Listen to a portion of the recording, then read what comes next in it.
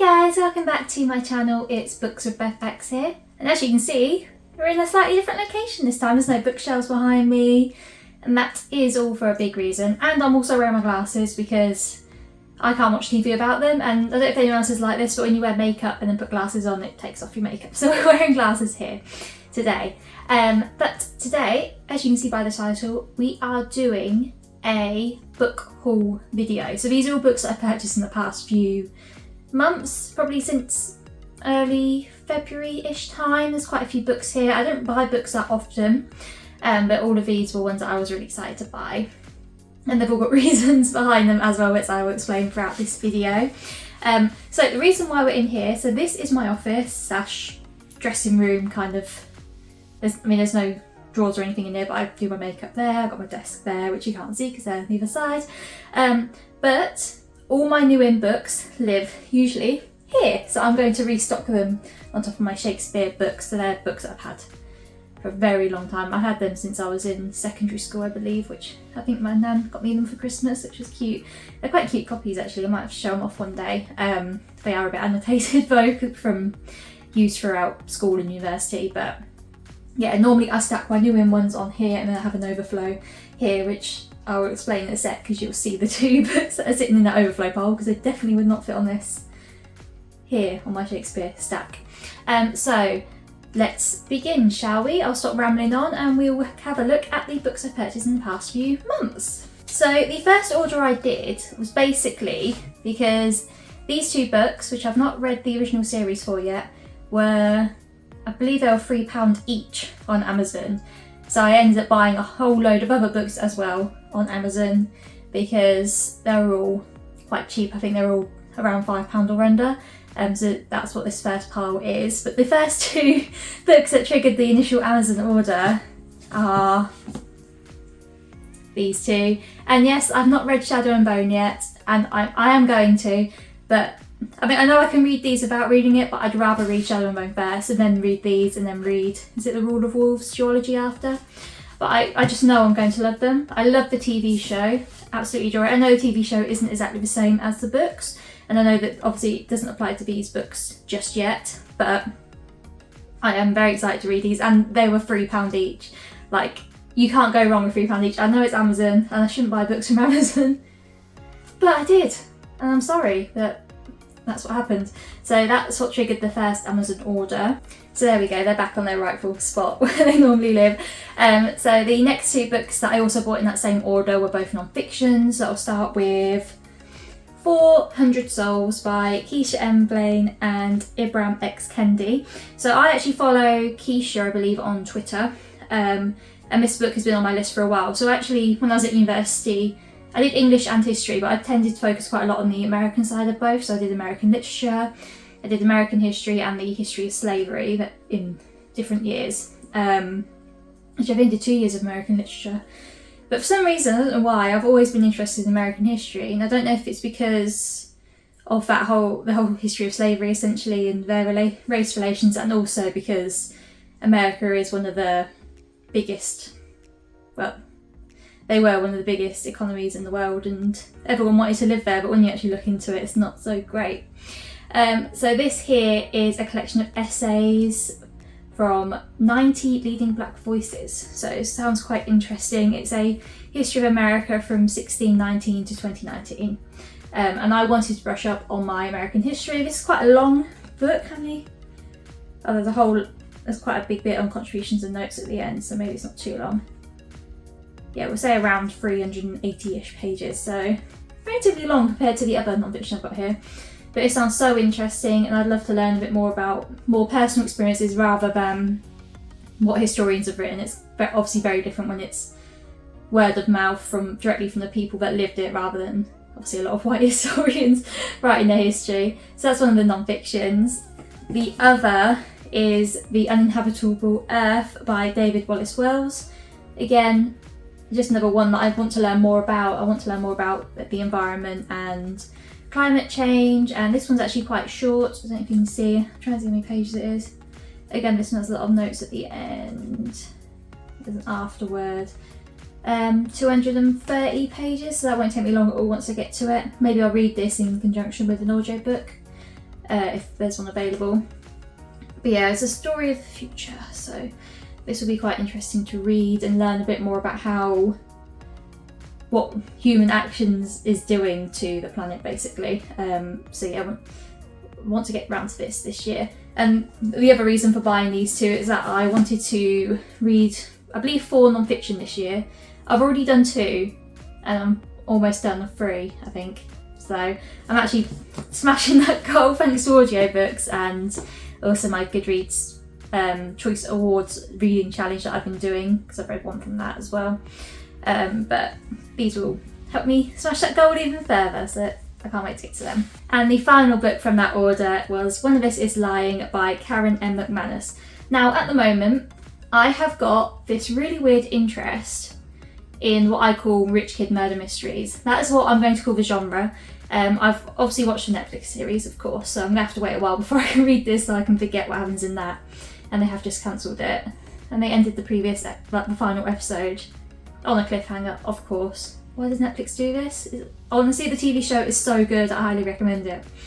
But yeah, I have this weird interest in rich kid murder mysteries, so I'm watching Elite, everyone tells me it's Elite, on Netflix at the moment, which is like a Spanish sort of murder mystery show, but it's done in quite an interesting way. It's quite adult as well, even though it is centred around teenagers. I don't know why people do that. It would have been better if they were in college or university. But it's basically these poor kids end up getting to go to the rich, prestigious school, and it's basically their life there, and someone gets murdered. And the show basically works. This is a book haul vlog, but I'll introduce you to Elite if you haven't watched it already, because I don't think it's super popular, but it has got about 6 seasons. So, but basically, you start with each episode, you get a little bit more information about the investigation. So you'll find out someone's died. They died at a nightclub, for example, and then the next episode, this person had an argument with that character just before this happened. Maybe it was them, and then look into the circumstances that led to that back in the past. I really like how it's made. It's really good.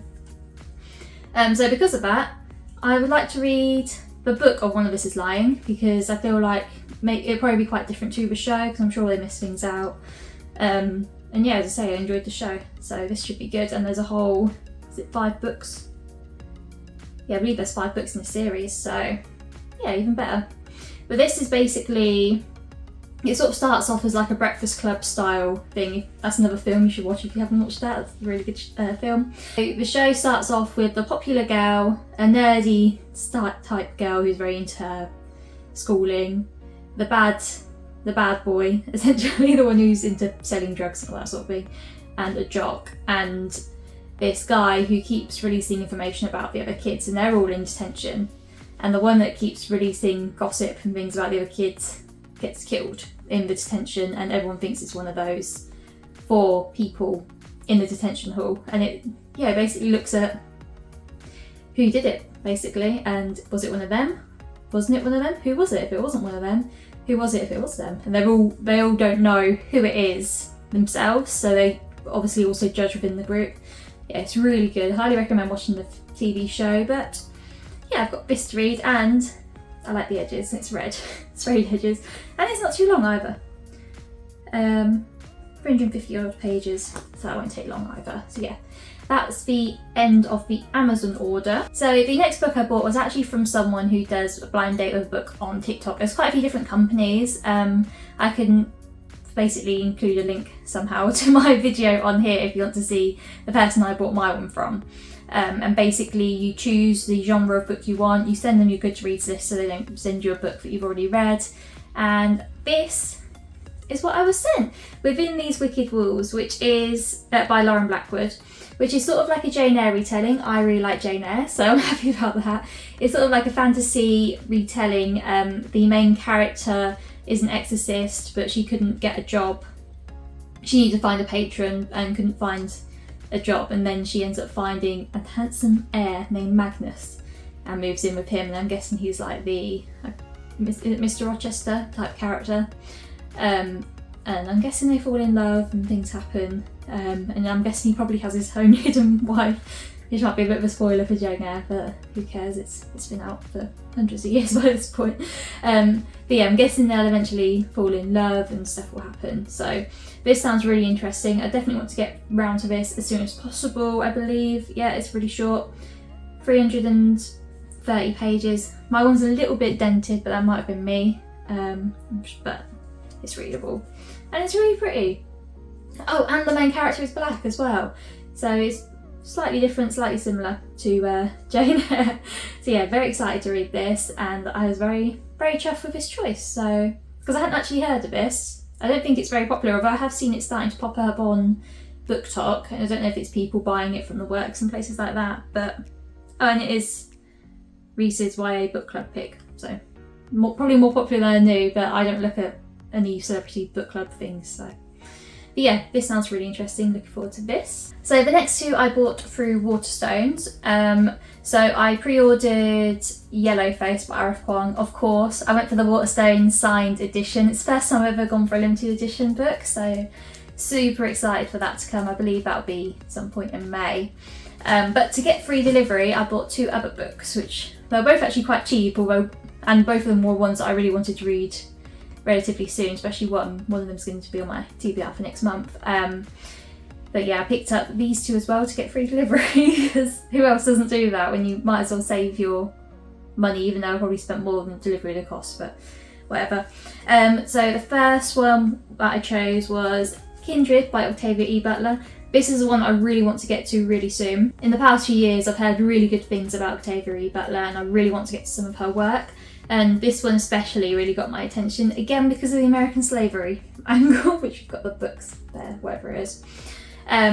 So in this you have a woman who lives in 1976, and I believe she gets teleported / time travels back to 1815. She is a black woman, and slavery hadn't been abolished in 1815 in America. So obviously you know what to expect when she goes back there, and obviously, yeah, it's going to be quite interesting to see how she lives her life. I believe she's sent back there to save the world. So yeah, this is a sci-fi sort of time travel-y, sort of Groundhog Day style book. Sci-fi is one of my favourite genres, so I'm so excited to read this. I know that she's got other ones that are really good as well, which are more dystopian, which again, I love dystopian books. So if I enjoy this and I get along with her writing, I'm definitely going to read those. Is it called The Parable of the Tower or something like that? But yeah, excited to read this. I think the cover's quite pretty as well. Well, obviously ignoring the awful chattel slaves there. I feel like the cover is so pretty, and the back as well with like the plants, but it looks like there's fire on them. Interesting to see, but this, I will spoil my TBR a little bit. I'm definitely going to read this next month. And then the other one I bought to reach the minimum spend limit was Night House by Leigh Bardugo. I quite like this cover as well, like the snake is quite iridescent.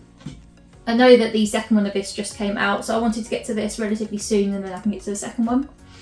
Don't really know too much about this. I believe it is dark academia, fantasy, yeah, that sort of thing, campus deaths, and probably more rich kid murder mystery, so straight up my alley. And it's Leigh Bardugo, which I haven't actually read any of her work at all, which I know is shocking as a fantasy reader, but I will at some point soon, as soon as I get Shadow and Bone.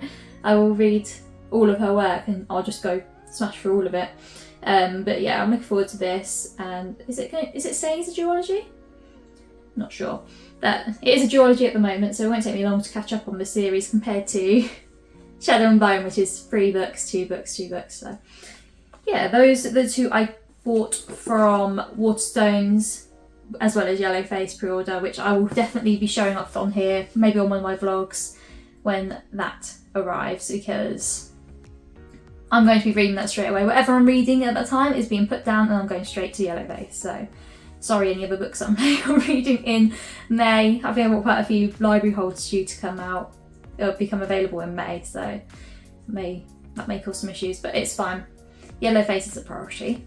And the final 2 books, which I also ordered at the same time as the final ones from Waterstones, but I did order these from Amazon because I wanted the hardback of both of them, and on Waterstones I could only get the first one in paperback and the new one in hardback, and I think it worked out cheaper to actually buy them both in hardback on Amazon. Is anyone else like this? So if you have a book series, you want them all in the same format. So if you're reading them all in paperback, you want them all in paperback. And I will wait for a book to be released in paperback if it means that I don't have to have it as a hardback. Imagine having like the first 2 books and the third one as a hardback.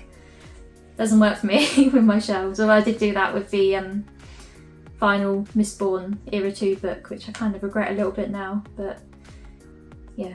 It looks alright on my bookshelves at the minute. I'll play around with it. Maybe I'll sell that one and get the paperback when that comes out. Yeah, anyway, yeah, these two. These two are the ones that will not fit on that pile. They sit here next to my printer because they are massive and I feel like they'll probably break the rest of the books maybe. And I could definitely do weights of these. Oh, I can't even pick them up.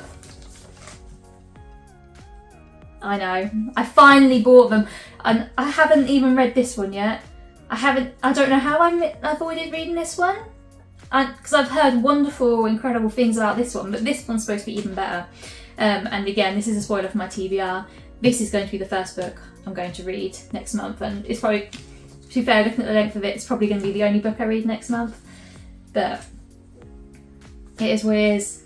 I need to read this one ASAP, and I know I'm going to love it. So this is the Priory of the Orange Tree, which was the original one that was released, was it 2 years ago now? And then we've got this one, A Day of Fallen Night, which is a prequel and has only just come out. Hence why they're both in heavy, massive, beautiful hardbacks. And I don't really know too much about them other than they've got dragons in, they've got magic, and I'm going to love them. I have heard that the ending's quite rushed in this one. From what I've researched as well, I believe it's better to read this one first if you've not read either of them, because there's a lot of world building in this one, and if you read this one first and then this one, it kind of feels duplicated world building, whereas if you do it the other way around, it doesn't. I don't know. But also this is a prequel as well, so maybe it'd be better to read this first. But I just love, I don't know how well you can see, but the tiles, the scales are iridescent. It's just beautiful. Stunning, stunning books that I can't hold up for very long. I have no idea how I'm going to read these. Maybe I'm going to have to buy them on Kindle so I can. Maybe it won't be so bad when you're holding them up, but this is actually hurting my wrist doing this, so I'm sure I'll find a way. I'll have to get like a book holder or something for when I'm in bed, maybe. But yeah, very, very excited to read these. Honestly, I almost screamed when they arrived, even though I knew they were coming. Does anyone else do that? I always did it the next day and I was still like so excited about them. When I showed Chris, he doesn't care about books at all, but when I showed him this, he was like, oh my god, that is beautiful. And he doesn't care about books, so that just shows how beautiful this is. He doesn't care for design or anything like that, but oh my god, there's like, I didn't even look at the back. There's a volcano on the back. This is feeling very Mistborn. But apart from the dragon, obviously. But yeah, definitely going to read this, and if I like these, I'll read her other series. Is it Bone Shard's Daughter? I think. No, it's not that. Whatever her other series is called. If I love these, I'll definitely go and read that, because I believe that's YA, so that'd be a lot easier to read. It'll probably be almost a palette cleanser after reading these. But yeah, I bought these. Samantha Shannon. What is the series called? I'm just going to call it the Priory of the Orange Tree series. I haven't got the name on. Yeah, very excited to read those. So there is everything back in Pride of the Place. That's my final 2 books to discuss for today. I'm sure I'll haul more.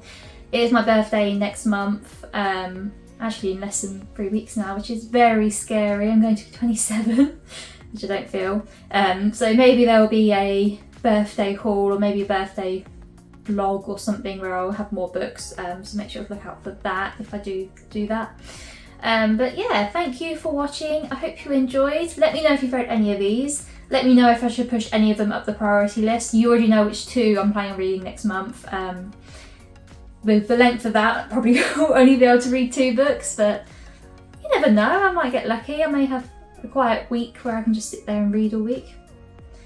Strange things have happened, but it is my birthday and I'm going on holiday and I'm working away for a few days, so we shall see. But anyway, yeah, thank you for watching. Hope you enjoyed, and I will see you in my next video. See you later.